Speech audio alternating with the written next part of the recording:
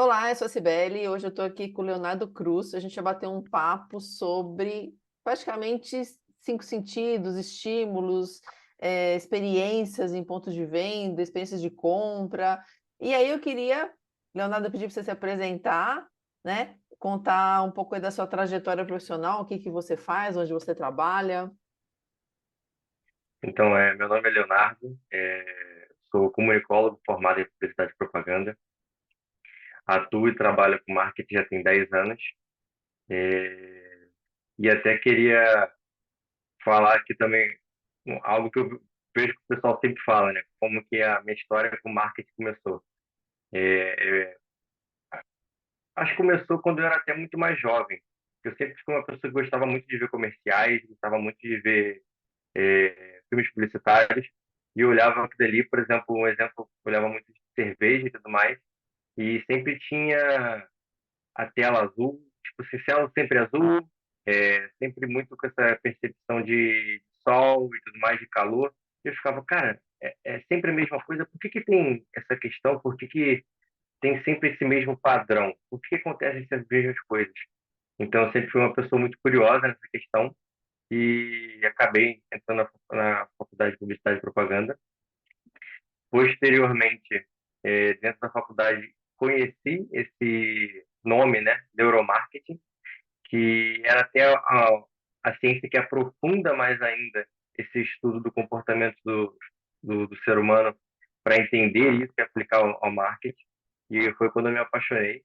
E hoje eu trabalho como publicitário, já estou publicitário, numa agência, e basicamente é isso. Você consegue usar o neuromarketing, a neurociência dentro dessa agência que você trabalha? Sim, consigo. Eu não da parte científica de, por exemplo, fazer análise neural e tudo mais. Até cheguei a fazer alguns estudos de análise neural numa pós-graduação que eu fiz muito boa. Foi bem interessante. Mas consigo sim, porque, por exemplo, tem muita coisa que são teóricas também, né? Tem muitas questões da parte da neurociência comportamental que são... Não precisa, por exemplo, de uma análise neural para entender que, para validar o valor intrínseco da minha marca. Mas eu consigo entender, por exemplo, aplicar algumas heurísticas, alguns vieses cognitivos, aplicar também nudges e tudo mais. Então, algumas estratégias ou táticas assim para realmente de entendimento de comportamento do consumidor. É legal você falar isso, porque muita gente acha que, neuromarketing, ciência comportamental, tem que ir para um laboratório, é um negócio muito difícil, tem que investir muito dinheiro. E eu sempre falo que não, basta você ter conhecimento que você consegue aplicar muita coisa Sim, sem, sem fazer grandes estudos. Lógico que, depende do que você quiser validar, você vai ter que fazer um estudo, né? Ah, eu quero validar se esse sabor é melhor do que esse. Aí não tem como, né? Se a gente for usar a pesquisa tradicional, a gente sabe que vai ser enviesada. Mas, via de regra, ali para marketing, ali, dia a dia, rede social, uma copy, dá para usar muita coisa só com conhecimento teórico, definitivamente. Mas vamos lá, Leonardo, você escreveu alguns artigos aí, um deles chama O que o cachorro, um russo e o marketing têm em comum. Aí conta um pouco essa história, conta um pouco o que que você escreveu nesse artigo. essa pergunta é bem interessante, né? O que que essas pessoas têm em comum, cara? Para quem está assistindo aí, nunca deve ter ouvido falar em Pavlov. Pavlov era um estudioso russo. Ele desvendou essa questão de condição de Pavlov, eh, condicionamento de Pavlov. Então, como é que foi que ele fez? E eu vou até falar nessa questão. Quando eu começar a explicar, eu acho que a galera vai começar a pensar em algumas estratégias. Mas, basicamente, ele tinha um sininho. Nesse sininho, ele tocava um barulhinho. E eu tinha o cachorro dele, obviamente. Toda vez que o sininho tocava, ele dava uma comida pro cachorro dele. E basicamente era isso que acontecia. Até o momento que ele começou a condicionar o próprio cachorro dele, que aquele barulho ali significaria comida. Então, se a comida vai significar, por exemplo, serotonina, dopamina, prazer e tudo mais. Então, a partir do momento que o cachorro que ele tocava o sininho, o cachorro começava a babar. Por quê? Porque ele já sabia o que esperava por aquilo ali, ele já sabia o que viria por aquilo ali. Então, esse é o posicionamento de Pavlov. Mas o que isso tem a ver com marketing? Ué, se eu abrir uma garrafa aqui de refrigerante e fizer aquele barulho, o que todo mundo vai lembrar? Então, se tiver aquele barulhinho, aquele pip, pip, que é daquele antigo Nextel, sabe? Então, tem todas essas questões que são, por exemplo, sound branding, que a gente basicamente condiciona o som para uma marca. Não só para a marca, mas para o sentimento que aquela marca quer passar. Então, por exemplo, eu quero que é muito que a Coca-Cola é maravilhosa em fazer isso. Ela, cara, eu quero muito que as pessoas quando pensem em Coca-Cola, não pensem em refrigerante. Elas pensem que é momentos felizes em família, momentos de alegria, tanto que tem até o slogan deles lá, da sua felicidade. A gente não bebe, a gente não vende refrigerante, a gente felicidade líquida. Então, tem toda essa questão de, primeiro, você entender o que que você quer fazer, o que que você quer comunicar, qual é o objetivo da sua marca, depois trazer isso para essas partes estratégicas, né? Que é essa parte de condicionamento de Pavlov, né? Você estava falando da Coca-Cola, tem alguns vídeos da Coca-Cola que, principalmente para cinema, os vídeos que eles fazem são sensacionais. Que eles conseguem ali meio que despertar os cinco sentidos só Nossa, cara. mostrando o produto. Então, eles colocam o produto ali, aquele barulho, né, do líquido caindo. Primeiro, né, abrindo a garrafa, abrindo a latinha, depois ele caindo ali no copo, o copo cheio de gelo, suado ali, se mexendo. Aí, enfim, cara, você fala, meu Deus, eu preciso tomar uma Coca-Cola, né? Eu preciso, esquece a pipoca com Guaraná, eu preciso tomar uma Coca-Cola junto com essa pipoca que eu tô comendo aqui. E aí, quando a gente fala nos cinco sentidos e o fomento de consumo, né? A gente vê como empresas como a Coca-Cola, que conhecem o neuromarketing, conhecem como o comportamento humano funciona, consegue explorar os cinco sentidos, né? Pelo menos os cinco sentidos mais conhecidos, para que a gente consiga ter essa experiência, mesmo que seja somente visual.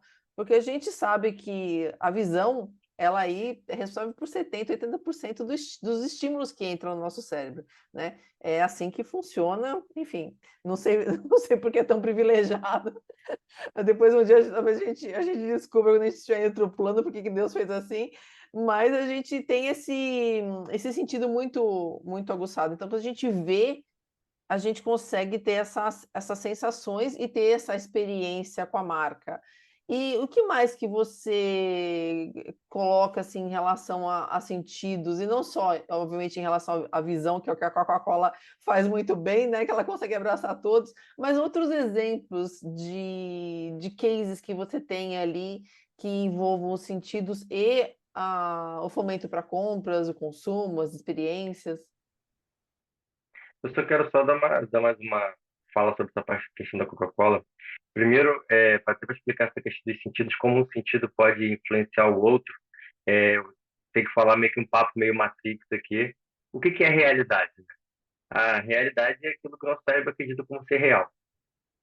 Ok. Mas aí o que que tem a ver com a parte dos sentidos? A parte da visão, que é a parte sensorial, que é a primeira que manda, né? Então, quando ela tem essa percepção, por exemplo, da Coca-Cola, cara, aquele vídeo maravilhoso da Coca-Cola, né? Do líquido derramando ali na câmara de copo, que já está cheio de gelo e fazendo aquele barulhinho. Aquilo ali são todos estímulos para o seu cérebro começar a acreditar que aquela realidade ali, que aquele copo está na sua frente. Então, aquilo ali vai gerar, vai liberar, na verdade, influência, por exemplo, para outros sentidos, tanto, por exemplo, da parte do cheiro, tanto da parte do tato, dos outros sentidos, na verdade, né? E isso realmente é bem natural quando, claro, é natural quando você consegue ter uma capacidade tão grande de influência, né? Por exemplo, da Coca-Cola. A Coca-Cola consegue trazer essa influência de realidade para as pessoas através daquele líquido ali, que faz com que as pessoas acreditem que aquilo funciona. Então, por exemplo, até na questão do próprio neurônio espelho, né? Ela influencia muito o neurônio espelho para isso. E até falando mais uma questão da Coca-Cola, que eu participei de um estudo da Coca-Cola, isso é bem interessante, que eu pude ver a força da Coca-Cola, da marca Coca-Cola, é bem interessante. Uma pessoa que estava com a gente no estudo, ela é uma pessoa que ela odeia refrigerante. E a gente fez um teste cego com ela que a gente fez o seguinte, estava com aquele capacete de análise neural, e falou, você vai botar para ver um comercial, só que a gente não vai falar para qual comercial que você vai ver, né? Só que a gente fez, claro, obviamente, na intenção de entender o que vai acontecer aqui. Pô, ele não gosta de refrigerante, e a gente entende que a Coca-Cola é uma marca que consegue trabalhar muito bem a sua própria marca. Vamos ver o que vai acontecer. A gente colocou ele para ver. O comercial em si é um comercial muito emotivo, o que a Coca-Cola consegue fazer muito bem. E a pessoa está vendo o comercial, a partir do momento que ela percebe que é sobre refrigerante, o, a parte do cérebro dela, agora eu esqueci, agora está no núcleo accumbens ou ínsula, acho que é ínsula, ela começa a ativar e, tipo, não estou gostando disso aqui. Não estou gostando, é refrigerante, pô, armaram uma peça para mim aqui, deixaram uma armadilha, por isso continua vendo. Só que nisso, o comercial ele é muito, realmente, ele é muito, muito, muito emotivo, muito bonito. E em dado momento, o hipocampo dele começa a ativar, ou seja, ele começa a ter memórias sobre aquele vídeo que está sendo participado. Nesse momento que começa a ter memórias, o núcleo accumbens, tinha a info que estava ativado, o núcleo accumbens começa a ativar e a pessoa começa a gostar da própria marca. Ou seja, tem um dado momento que fica a ínsula, o núcleo accumbens e o hipocampo ativado. Ou seja, é literalmente conflito entre produto versus marca. Tipo assim, ele não gosta do refrigerante, ele não gosta. Mas a marca, ela tem um poder tão grande, um valor intrínseco tão grande para ele, que a pessoa que não gosta daquele produto, ela começa a pensar em talvez utilizar aquele produto por causa da força da marca. E isso, pô, tem a ver com toda essa construção dos sentidos ali da própria Coca-Cola, né? E voltando para sua pergunta que você falou sobre a questão dos outros sentidos. Então, tem diversos cases, tem bem interessante, tem é, um da chocolate, uma marca de chocolate da Cacau Show, que eles fizeram uma questão de cheiro. Até o, o sensor olfativo, ele é bem interessante, acho que, na minha opinião, ele é o mais roubado, ele é o mais, influencia mais, porque, primeiro que ele tem como se fosse uma reta direta para o cérebro, então não tem impedimento ali no meio, né? Todos os outros sentidos, ele tem basicamente uma pausa nesse meio, então o olfativo não, a pessoa que sente um cheiro, ela vai direto lá para o hipocampo e tudo mais do próprio cérebro. E nessa questão, o que eles fizeram foi construir essa questão de cheiro ali do próprio Cacau Show, das pessoas trazerem essas memórias. E até agora, com a questão de cheiro, eu lembrei de outras coisas, sobre as padarias.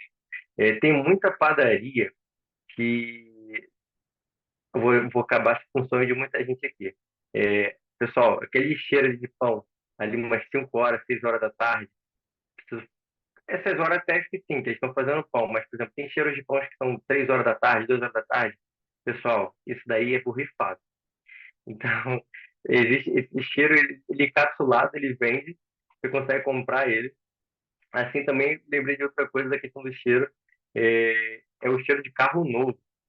Cara, o cheiro de carro novo e de blusa nova, olha, lembrando até daquela conversa que a gente falou sobre como um sentido pode influenciar o outro, né?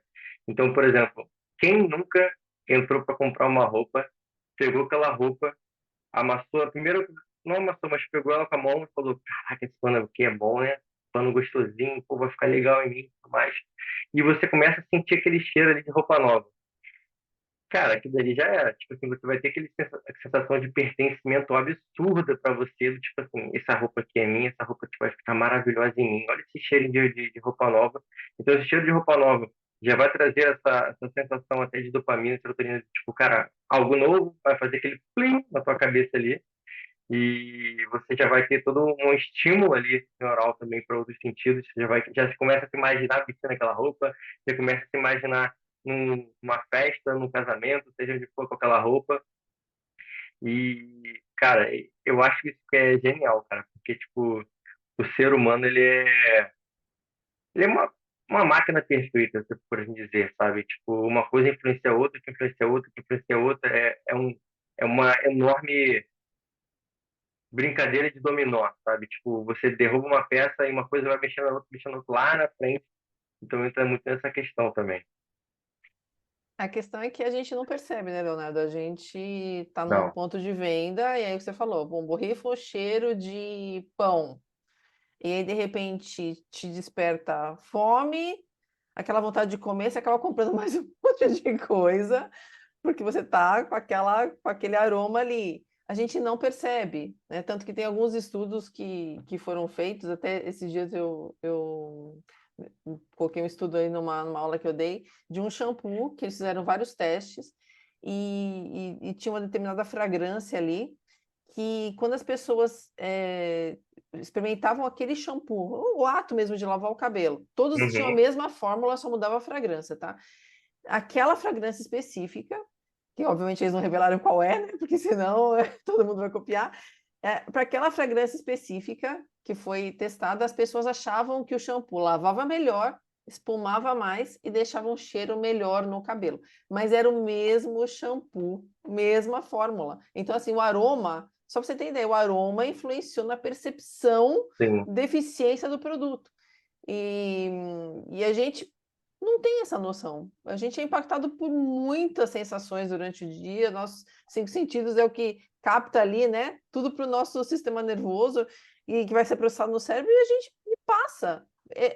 Acho que o grande problema das pessoas que não estudam neurociência, que não sabem como é que funciona, é que elas acham que nós somos os racionais, os soberanos, que a gente decide tudo. Coitados. Coitados, porque não é bem assim que funciona. E aí, as marcas, enfim, que têm esse conhecimento acabam conseguindo, de uma maneira ou de outra, colocar ali esses atalhos no nosso caminho para que a gente sinta o aroma, para a gente tenha o tato ali, como a Coca-Cola faz, tudo ali encapsulado num comercial que te desperta ali os cinco sentidos. E definitivamente você acaba consumindo, né? Você mencionou o Cacau Show. Não é à toa que eles estão fazendo ali parques temáticos para ter essa experiência. E a experiência positiva Espelho. te, e a experiência é feita o quê? Através dos nossos sentidos.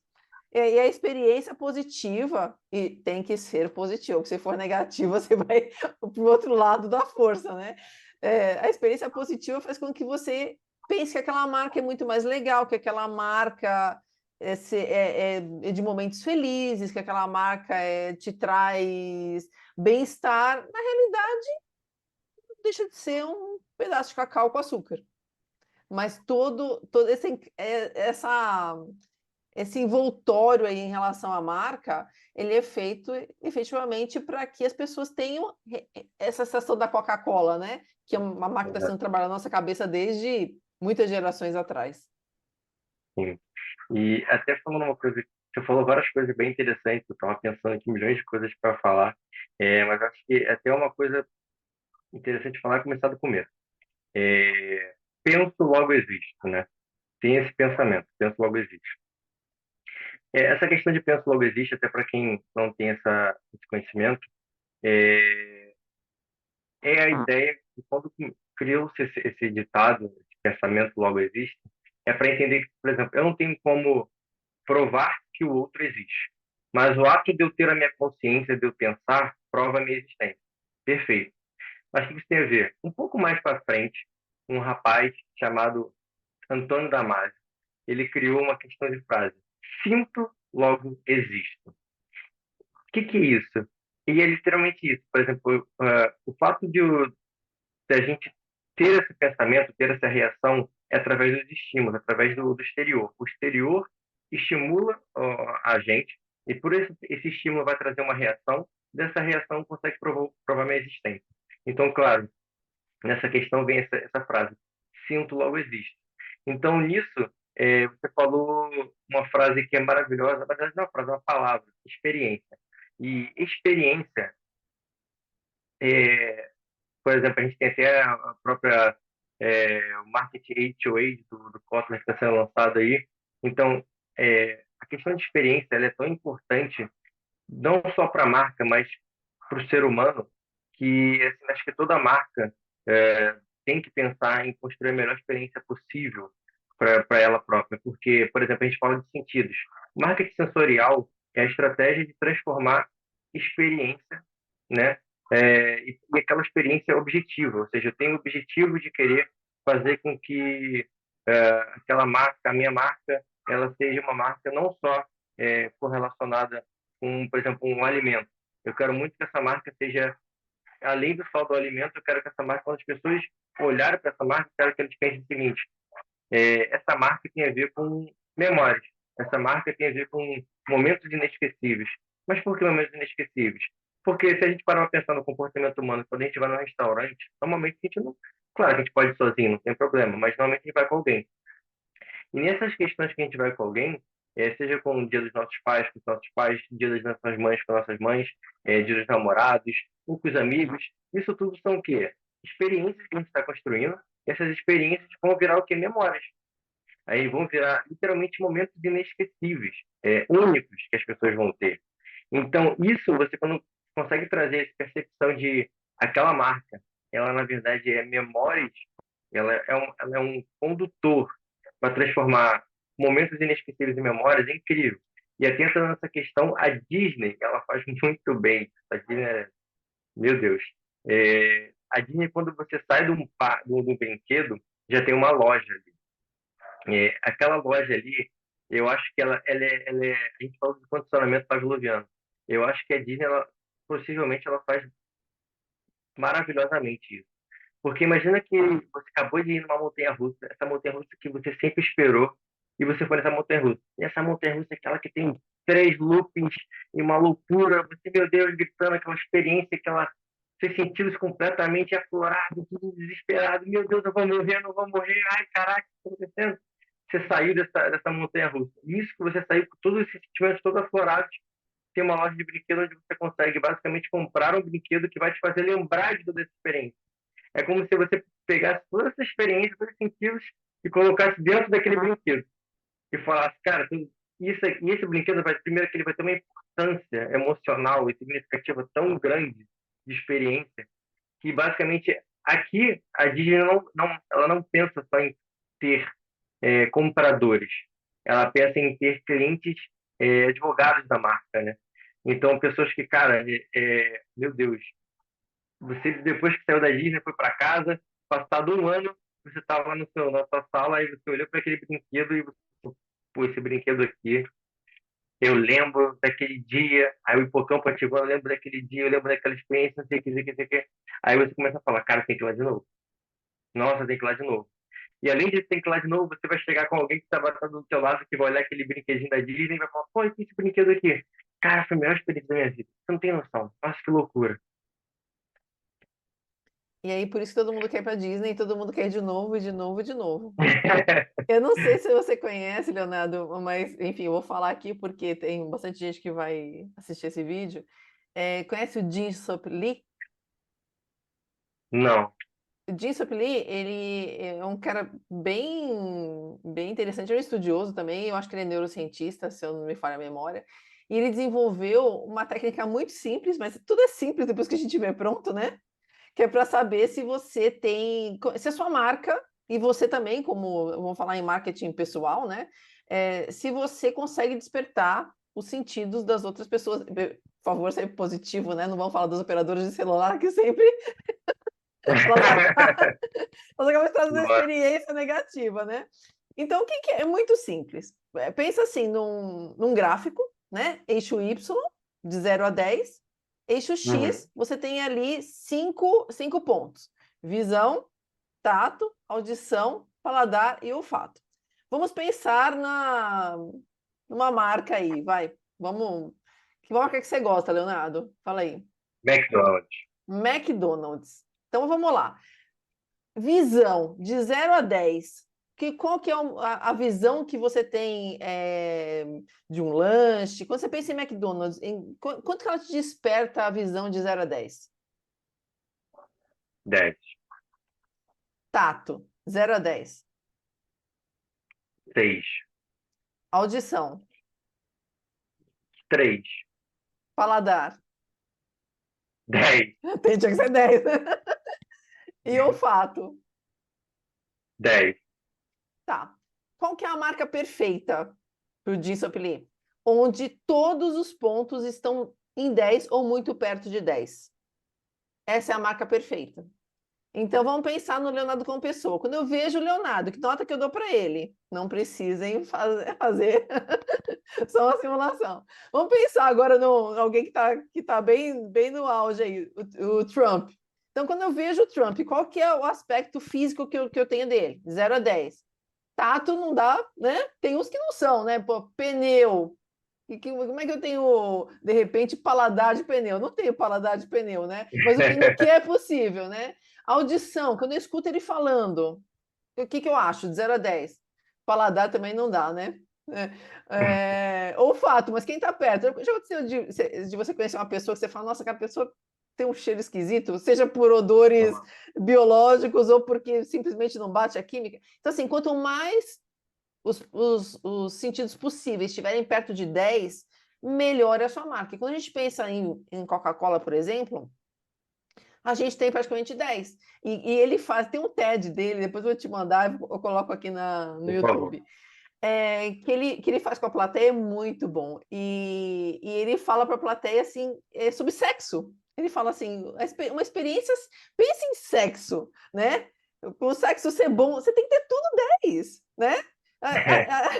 Você tem que ter tudo 10, porque senão não é um sexo bom, né? E aí ele vai perguntando para as pessoas quanto que ela gosta de sexo e tal, e é muito, muito legal o jeito que ele aborda isso. Mas esse é super simples, né? Então, se você pensar na sua marca, eu tenho ali um carrinho de cachorro quente.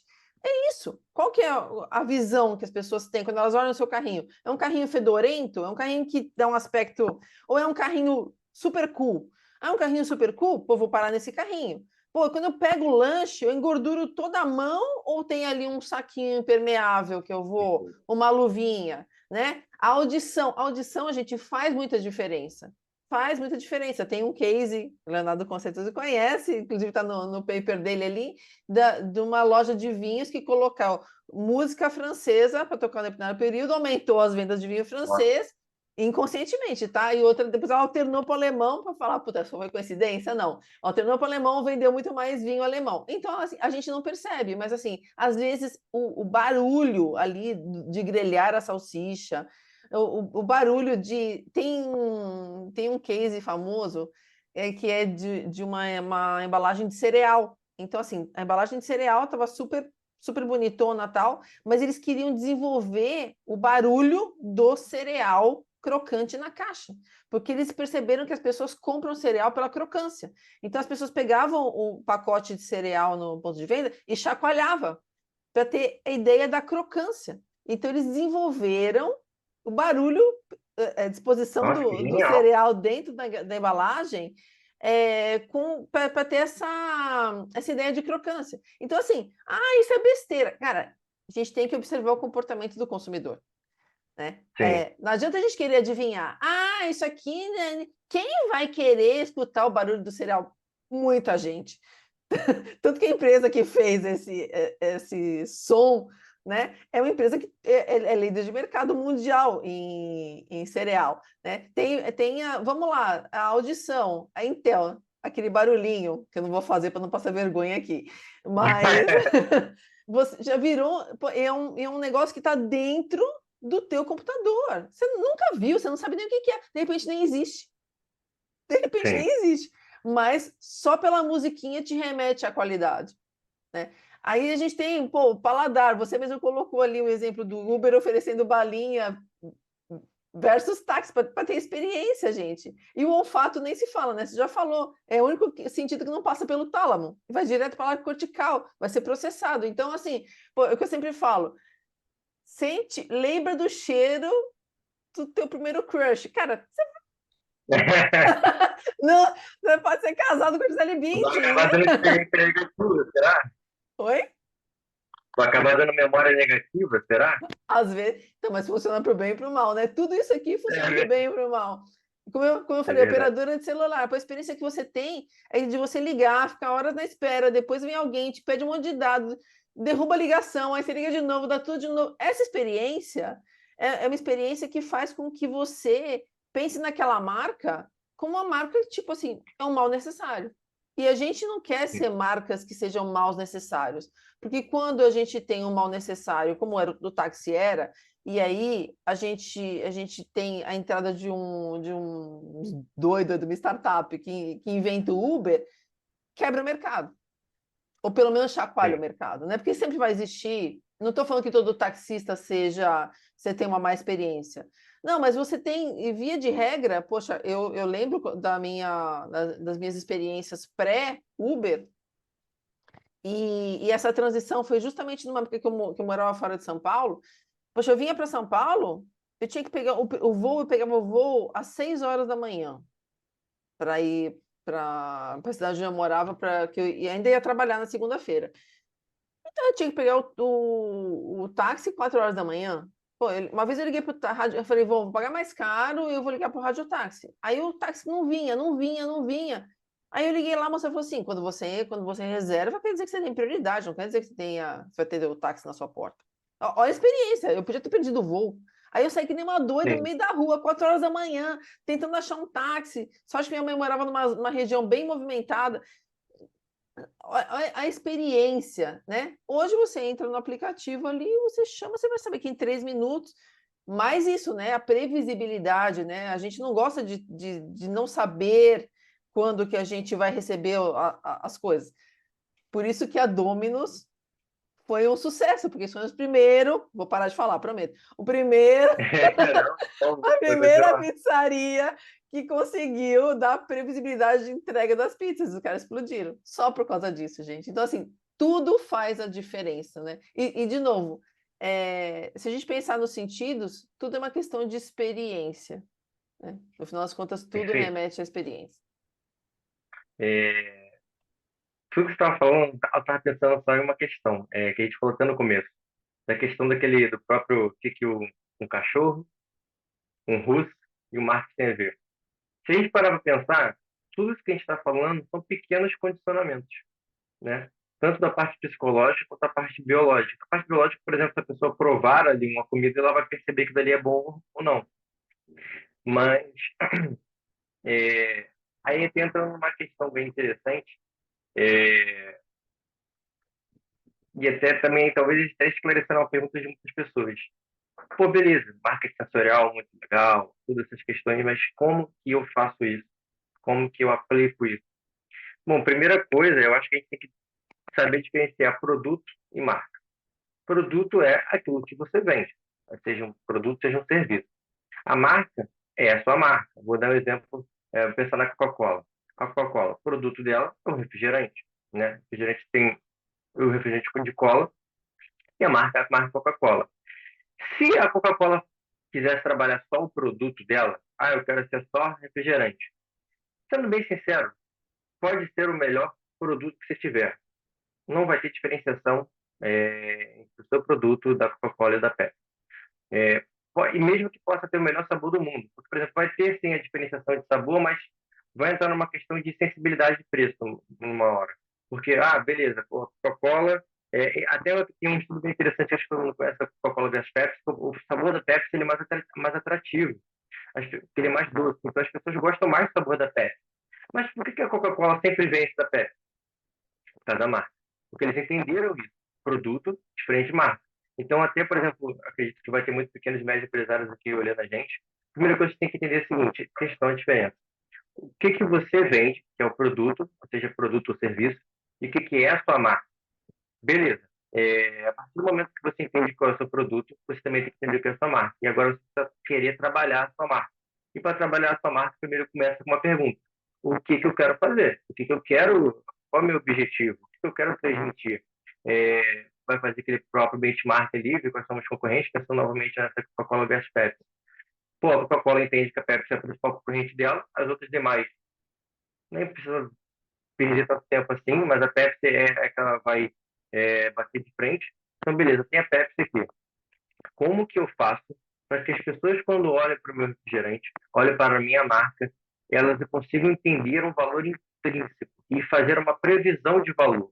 Ao olhar para a Coca-Cola, ela vai entender que Coca-Cola é igual muito sabor. Por que muito sabor? Não pelo sabor, mas muito sabor porque eu vou me sentir bem, eu vou me sentir feliz tomando a Coca-Cola. Então, beleza, então eu entendo qual é o meu sentimento de marca. O meu sentimento de marca que eu quero transmitir para a Coca-Cola é a de alegria, felicidade. Então, como é que eu vou fazer isso? Eu vou começar agora a pensar nessa questão de experiência. Eu preciso construir a melhor experiência possível para eu começar a educar o meu público para que eles comecem a ter esse pequeno condicionamento. Ou seja, eu quero condicionar o meu público a entender que a marca Coca-Cola, quando eles olharem ao beber refrigerante e quando eles olharem a marca Coca-Cola, sempre no momento que ele tiver aquele, quando ele ver aquele Czinho da Coca-Cola ali, as pessoas já entendam, não só de o Czinho, agora que eu lembrei, só de ver aquela silhueta ali da Coca-Cola, daquela questão gestalt ali maravilhosa, você já imagina. Aquilo ali até essa questão da gestalt bem interessante. Eu vejo, não, na verdade eu não consigo mais ver, não consigo não ver a silhueta da garrafinha da Coca-Cola. E eles só botam só aquela, a logozinha curvada, e aí eu já vejo tudo. O quão maravilhoso é, e quanto eles entendem essa percepção e quanto eles conseguem construir isso. Então, a primeira coisa é o que eu quero trazer esse sentimento de marca, o que eu quero construir para o meu cliente, qual é o tipo de diferenciação que eu quero. A partir desse momento, você vai começar a desenhar, por exemplo, a experiência melhor que você quer. E para construir experiência, a gente precisa falar de sentidos, porque o ser humano ele tem 5 sentidos. Então, nessa questão, a gente precisa trabalhar esses 5 sentidos. E até lembrei de uma outra situação. Na questão olfativa, existe um estudo bem interessante que foi feito para entender quais existem cheiros que são mais que as pessoas mais gostam, existem cheiros que as pessoas não gostam tanto. Nesse que mais gostam, é, tem um nome químico lá, não vou lembrar, mas é basicamente, por exemplo, baunilha e o cheiro de baunilha e outros cheiros mais adocicados ali tem essa percepção de gostar mais. Ao mesmo tempo que tem o cheiro que não gostam mais é um daqueles que tem uma questão de percepção de acidez, que, por exemplo, o cheiro de CC e tudo mais assim, né? O pessoal quando está suado e tudo mais. Então, tem essa percepção, você entende, cara, beleza, eu já sei que existe realmente comprovado que existem alguns cheiros que as pessoas mais gostam, outros que as pessoas não gostam tanto. Como é que eu posso trazer isso para minha marca? Bem interessante pô, imagina que eu tenho uma loja de aparelhos eletrônicos. Ao entrar na minha loja, se eu borrifasse a cada 1 hora, a cada 2 horas, não sei, aquele cheirinho de baunilha, por que isso é tão importante? Mas, cara, baunilha tem nada a ver com a minha marca, mas tem a ver com que a pessoa vai se sentir bem. A pessoa, ao sentir, ter a percepção daquele cheiro ali, ela vai ter uma sensação de agrado, ela vai se sentir tranquila, vai sentir que é um cheiro que ela gosta, sabe? Então, entrei naquela loja, pô, que cheirinho bom, já estou bem aqui, já estou confortável. E essa questão de conforto é uma questão muito interessante. As pessoas compram de quem confia e daquilo que a gente entende que existe valor perceptível, né? Por exemplo, é algo que vai beneficiar a minha vida de uma forma. E nessa questão de confiança, eu costumo até falar, a única pessoa que pegou álcool para algo de quem não confiava foi a Branca de Neve, né? Pelo amor de Deus.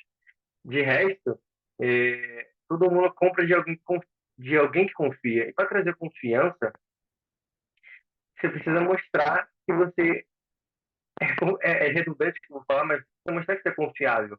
E pode ser redundante, mas na hora da prática, se você entender isso, é muito diferente isso. Então, por exemplo, como é que eu mostro confiança? Como é que eu mostro que eu sou uma pessoa confiável, que eu não vou, ainda mais hoje em dia, né, que é cheio de golpes e tudo mais? Como é que eu posso mostrar que essa pessoa pode ter uma confiança em mim? Cara, a primeira coisa, fazer ela se sentir bem, fazer ela se sentir tranquila. Aí trouxe a própria experiência da questão do cheiro e tudo mais. Tem a questão óbvia da questão do tato. A pessoa tem que sentar em algum lugar para experimentar. Então, vamos pensar melhor, vamos mapear toda a jornada de consumidor dela, desde o momento que ela entrou até o momento que ela comprou, tanto fisicamente quanto online. Da parte online, claro, se você tem um site, tem uma landing page e você quer construir essa questão de conforto, primeiramente que hoje no site você consegue trabalhar só visualmente, na parte digital. Então, pô, coloca aqueles certificados do Google, coloca aquelas coisas que realmente comprovem que o seu site é seguro, né? E uma outra questão que eu lembrei que eu falei da parte do tato, bem interessante. Tem um estudo que está no artigo, ele fala sobre as pessoas que iam comprar um carro. Então, quando as pessoas iam comprar um carro, a primeira coisa, obviamente, o test drive. A pessoa vai sentar, entrar no carro. Isso que assim, a pessoa entra no carro, e até trazendo até uma sugestão aqui. Gente, se vocês têm algum produto e vocês não deixam que as pessoas toquem no seu produto, você está perdendo venda. Deixe as pessoas, literalmente, se você é roupa, se é qualquer tipo de produto, deixe as pessoas encostarem nele, deixe as pessoas sentirem o peso. Uma coisa bem interessante é de valor perceptível. Para algumas coisas, a gente tem muito essa percepção de que se algo é pesado, é caro, né? E para outras coisas, se algo é leve, não é tão caro assim, né? Então, tem toda essa questão bem interessante. E nessa questão do carro, a pessoa entra no carro, cara, ele entrou no carro. Imagina você aqui agora, quero comprar aquele carro maravilhoso que eu sempre sonhei. Você entrou nele, primeira coisa que eu sentei no banco, meu tato na hora. O banco confortável, né? E isso aqui a gente está falando aqui, mas é o seu cérebro inconsciente já trazendo todos esses cálculos aqui mentais e ele pensando sozinho. Pô, gostei, banco confortável. Aí você vai botar a mão no volante, né? Pô, aí faz aquele normal, já alisa ali o volante. Pô, esse volante aqui é bonito, pô. Aí dá uma olhada no retrovisor, já começa a se imaginar. Pô, vou ficar bonito aqui, cara. Pô, vou ficar maneiro, imagina tudo mais. E, obviamente, aquele cheirinho de carro novo. Meu Deus do céu, acho que a única coisa que perde para cheirinho de carro novo é cheiro de pão e cheiro de roupa nova. De resto, nossa, cheirinho de carro novo é muito bom, né? O Danute Bavarian também no shopping. Perfeito, perfeito, perfeito. Nossa, nossa, eu lembrei agora que falou do Noite Bavária, lembrei de cheirinho de churrasco, cara.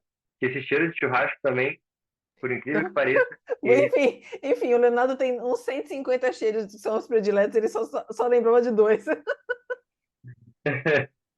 Verdade. Leonardo, para a gente finalizar aqui, o que a gente tem que colocar também em pauta é que tem muita gente que trabalha só com e-commerce, né? Ou tem loja física também e trabalha com e-commerce. E tudo que a gente pensar em termos de experiência, a gente tem que pensar na jornada inteira do consumidor, porque ela não é assim. Não existe uma jornada linear, né? Ah, as pessoas entram no site, pesquisa, depois vai na loja física e vê, e depois compra, ou vai na loja física, vê e depois compra. Não existe isso. A gente tem jornadas. Enfim, até o Google fez uma pesquisa há um tempo atrás que mostrou que, enfim, foi 5 mil pessoas Dos que eles imóveis, né? pesquisaram, 5 mil pessoas, 5 mil jornadas diferentes, né? Cada uma tem uma. E em cada ponto da jornada é decisivo para saber se você segue ou você volta, ou você vai para o concorrente. E quem faz Perfeito. muito bem toda essa parte sensorial online, e que é possível fazer, né? Como a gente falou do vídeo da Coca-Cola, que pô, é um filme que mostra ali os 5 sentidos, é o live commerce na China. Eles conseguem passar essa experiência das pessoas de como ela vai se sentir na hora que ela receber o produto, né? A pessoa aperta, ele fala, como é fofinho, maquiagem, olha como é que ficou. E e você, na hora que você está olhando o outro, você se espelha ali, você fala, uau, é isso, né? Por isso que a gente vê até aqueles memes, né? Pô, a pessoa, a mulher maravilhosa naquele vestidinho, e daí você compra, você parece o, aquele crochêzinho do bujão de gás, né? Mas na hora que você está vendo ali, você se personifica naquela pessoa. Então, a gente não pode esquecer isso, que as jornadas, enfim, são diversas e cada ponto da jornada é um momento de você causar uma boa impressão e de você facilitar a vida do teu consumidor e do teu shopper para que ele compre de você e para ele siga Perfeito. ali pensando na sua marca ao invés de ir para outra, né? E você trabalha bastante com online, né, Leonardo? Dá Sim, uma sim, dica aí para o pessoal para a gente finalizar aqui. você falou uma questão bem interessante, que acho que muitas poucas pessoas fazem isso, é um mapeamento da jornada do cliente. É, pensar desde o momento que eu faço o primeiro estímulo, seja aquele criativo ali, seja, por exemplo, um vídeo, seja pelo Google, seja... Independente da jornada que você vai criar, você vai ver ali a forma que você vai criar, mas esse foi o primeiro ponto de contato dele, que ele com a sua marca. É, então, eu gosto até de pensar desse topo meio de fundo de funil, mas não desse modo de conteúdo, mas desse modo de jornada. Imagina que, por exemplo, existe esse marketing mesmo, esse mar de público que você consegue alcançar. Desse mar de público que você consegue alcançar, vai começar a literalmente entrar um funil. funil de pessoas que você conseguiu estimular para que elas consigam entrar na sua jornada. Então, nessa questão desse topo de funil, pensando novamente, não é sobre essa questão de conteúdos que a gente faz, é pensando nesse mapa de jornada do cliente. Então, imagine esse mapa de pessoas que você pode alcançar e esse topo de funil. Esse topo de funil pode ser, por exemplo, criativos, pode ser motion, pode ser vídeos, pode ser pesquisa do Google, TikTok, entre outros lugares que a gente vai fazer. Beleza. Dessas pessoas que entraram nesse meu topo de funil, quantas dessas foram para o meu meio de funil? E meu meio de funil, a grande maioria das vezes, vai ser uma landing page, ou vai ser um site, ou vai ser um e-commerce. E nesse meio de funil, você começa a primeiro entender quantos estão sendo atingidos no topo e quantos estão sendo atingidos no meio. Dando um exemplo, vamos supor que 100 pessoas eu estou conseguindo estimular nesse topo de funil. Dessas 100, apenas 20 estão indo para a landing page. Tem um gargalo de 80 pessoas. Então, logo eu já consigo observar. Tem um problema nesse topo de funil. Um problema nos criativos, tem um problema nos vídeos. Preciso melhorar alguma coisa aqui. E a mesma coisa para o fundo de funil. O fundo de funil já vai ter aquele CRM ali, ou o local que você vai fazer aquela compra. A venda, na verdade. Então, começa a mapear todos os touchpoints, todos os pontos de contato.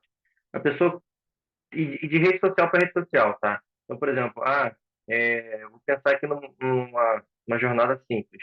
A pessoa viu um vídeo no Instagram sobre um óculos. Eu quero comprar uma armação de óculos de madeira. Estou ali olhando, fiz aquela pesquisa normal, fui cair no Pixel, né? E nesse cair no Pixel, eu vou começar a cair milhões de criativos para mim, de vídeos ali para mim.